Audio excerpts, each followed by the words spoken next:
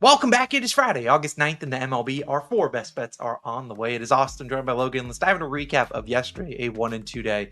A little bit of an annoying one. Let's talk about it. Ellie De La Cruz, you didn't have to sweat that one. He cashed in the first inning. I think he had 3 hits. He was on base like 4 times yesterday.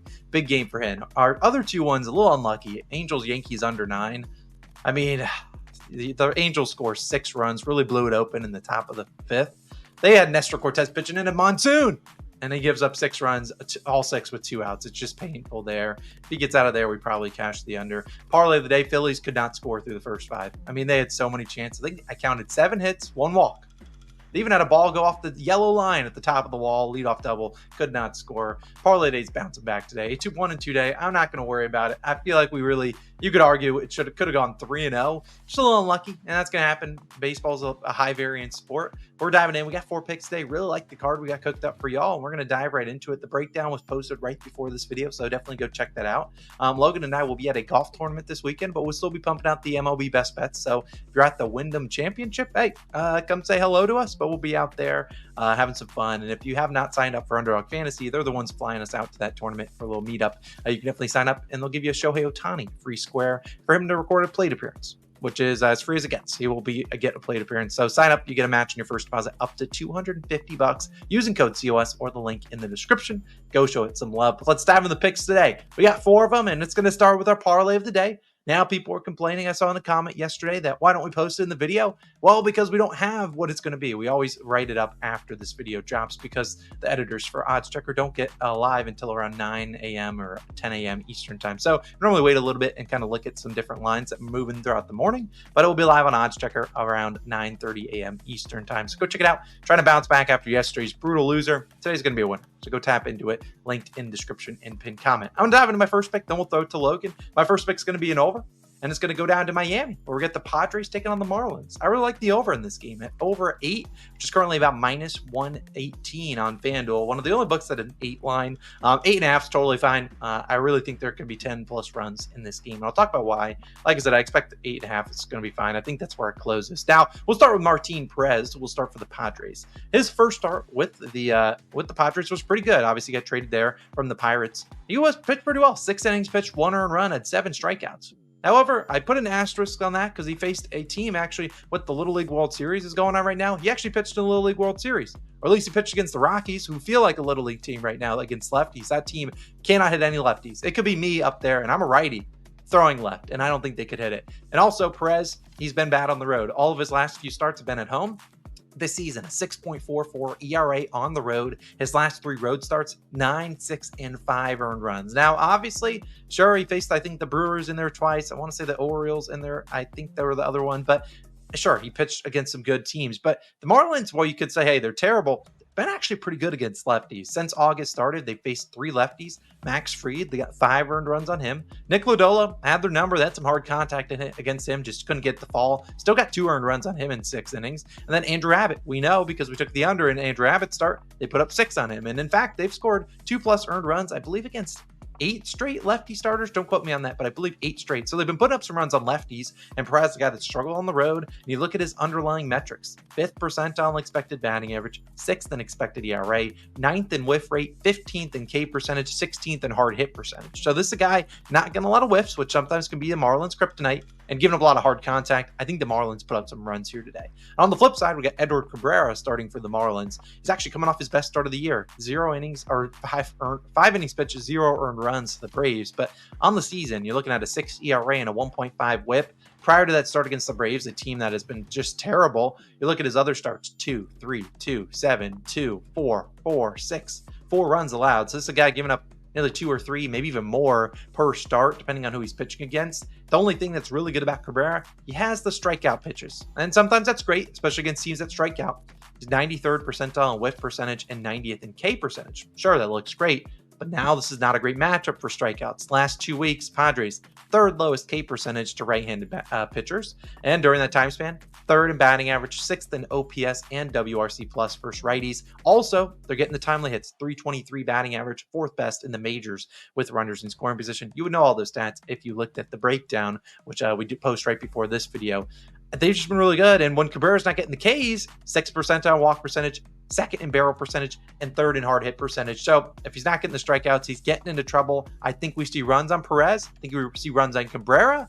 But I also think we see runs in this bullpen. Sure, the Padres are 4th in bullpen ERA. Marlins are 14th the last 2 weeks. Marlins used 11 relievers over the last 2 days. Now, I'm sure they don't have 11 relievers in their bullpen. That means they've used a lot of guys twice in a row.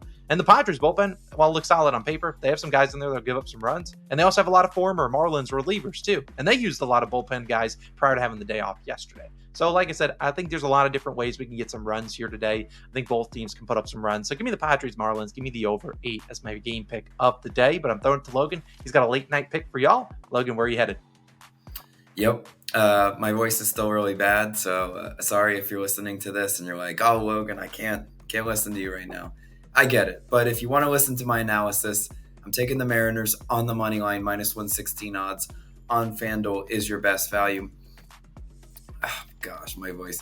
I'm backing the Mariners to take game 1 of the series at home. I took them game 1 last Friday, and it worked for us. This is a team that's respected my money recently, so I have to once again go to the well.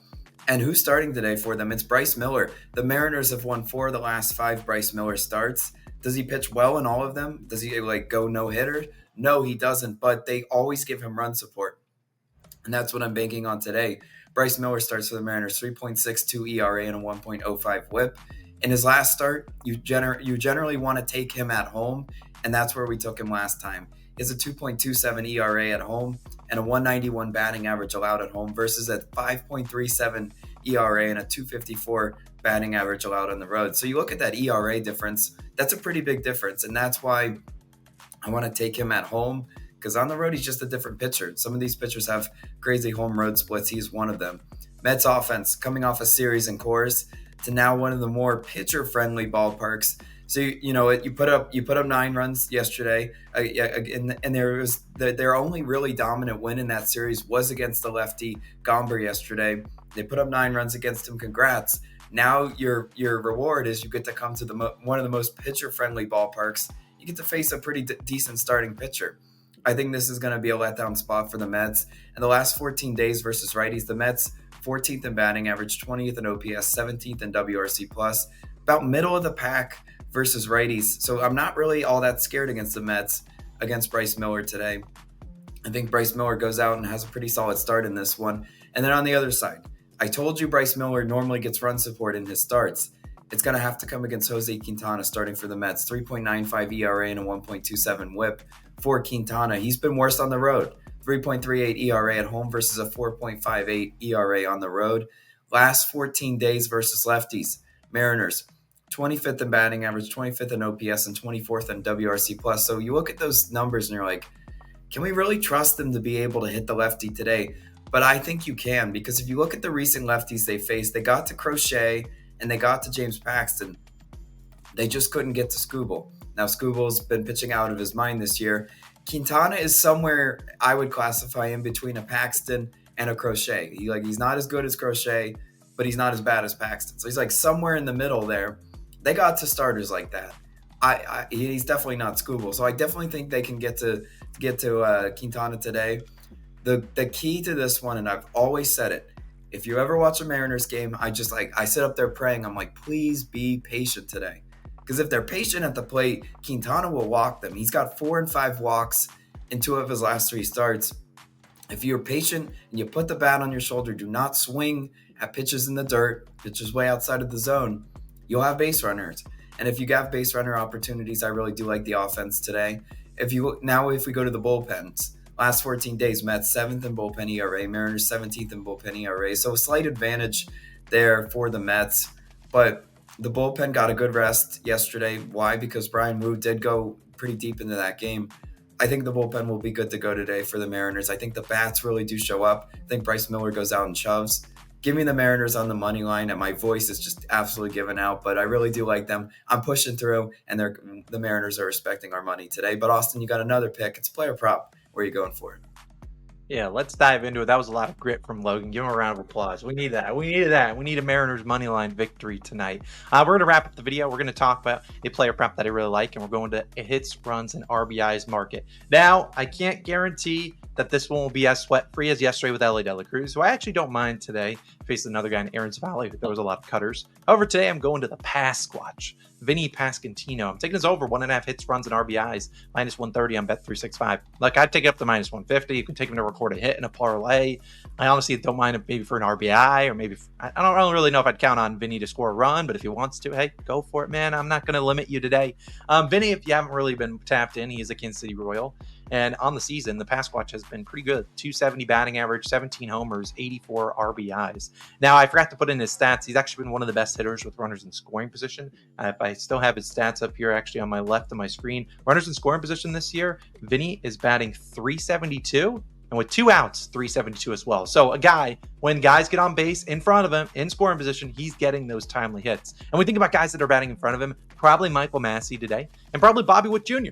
Heck, Bobby Witt Jr., we know he is sometimes, hopefully he's not hitting a home run today. We'd love him to get a double and get on base, and all we need is one hit from Vinny, and we're going to cash it. But at the same time, Vinny's just been really good, and I like his matchup today against Miles Mikolas. Now, Mikolas is a guy that's allowing a 275 batting average to lefties and a 289 to righties. He's been kind of the same. OPS slightly higher to lefties, so more power there. We know we have the righty-lefty matchup here with Vinny being a lefty. Vinny batting 275 versus right-handed pitchers this year and 306 at home. He's been dominant at home, especially during this recent home stretch. Last 15 days, Vinny, 345 batting average, 6 homers, and a 1.066 OPS. He's been scorching hot. But also something you have to love about Vinny, he does not strike out. Knock on wood. 94th percentile in whiff percentage and K percentage. So this is a guy that's putting the ball in play, which is all we can ask for. You put the ball in play, maybe it falls into a gap, or heck, even if he's putting the ball in play, maybe there's a guy on third with 1 out, and maybe it's a deep enough single where you get an RBI there. It could be a RBI, ground out, whatnot. Sure, we'll take that. But at the same time, I really think he's got a good shot here with Matt Massey, Bobby Witt Jr. going in front of him. I'm pretty confident at some point during this game, he will come up with a runner in scoring position. Can he get the hit there, or maybe he can get a hit early the other way, maybe get a home run? I don't know, but at the same time, Miles Mikolas has not been good. He doesn't strike out people as is, so it's not like I'm really too concerned that Vinny could be striking out here. Miles is, I feel like 3rd percentile on whiff percentage. His strikeout prop is 2.5 today. Miles Mikolas. I mean, you won't find much lower than that. But still, I would dive in the pitches like I did for Ellie De La Cruz versus Kyle Tyler yesterday. But Mikolas throws a ton of different pitches. I mean, he throws 5 of them to lefties, 4-seamers, sliders, sinker, changeup, and curveball. Vinny hits them all pretty well. His best pitch is actually the sinker, which on a weird note, Mikolas's best pitch is the sinker. So maybe something's got to give there. But same time, I just think he has plenty of opportunities today at home. He's just been scorching hot. I think he gets plenty of opportunities today. 4 or 5 plate appearances, maybe over under at 9. I think there's runs in this game. Cardinals bullpen has been pretty bad too. So maybe Vinny's 0 for 3 against Mikolas, and we need some late night magic against the Cardinals bullpen. Well, it's been pretty bad. So I really like Vinny. He's my favorite hitter prop of the day. I really like his over 1.5 hits, runs, RBIs. I think could cash in the first inning. We get a Bobby's double, get some guys on base. Vinny could honestly hit a home run too today. Wouldn't shock me a ton here. He's been scorching hot. He's seen the ball really well. Like I said, 6 homers in his last 15 days. He only has, 17 on the year. So he's been seeing the ball well. So hope he can lift one out against Miles Mikolas, or at least get us a hit, maybe some runs, RBIs, whatever. I really like him today. So those are 4 picks of the day. Vinny's hits, runs, and RBIs. We have the Mariners money line, then we have the Padres and Marlins over. And then our final play of the day will be the parlay of the day, which I will link on the screen when it is live. We're going to go dial in right now after the video drops, find our favorite 2 legs or something that we can parlay together, try to get back into the winning column today. So you guys have a wonderful Friday. Like I said, if you guys happen to be going to the Wyndham Championship in Greensboro, North Carolina, should be able to find hopefully Logan and I, or DM one of us, and we'd love to meet y'all. Let's have a wonderful Friday. Editing over the next 2 weeks will be a little, or next 2 days will be a little different, but we'll still be pumping out the content, giving you guys some best bets, and hopefully we can really get into a rhythm here, like we kind of been in the last 7 to 10 days. Unlucky yesterday, but let's bounce back. Let's have a 4-0 day. I'll see you guys back again tomorrow with some more. See you then. Peace.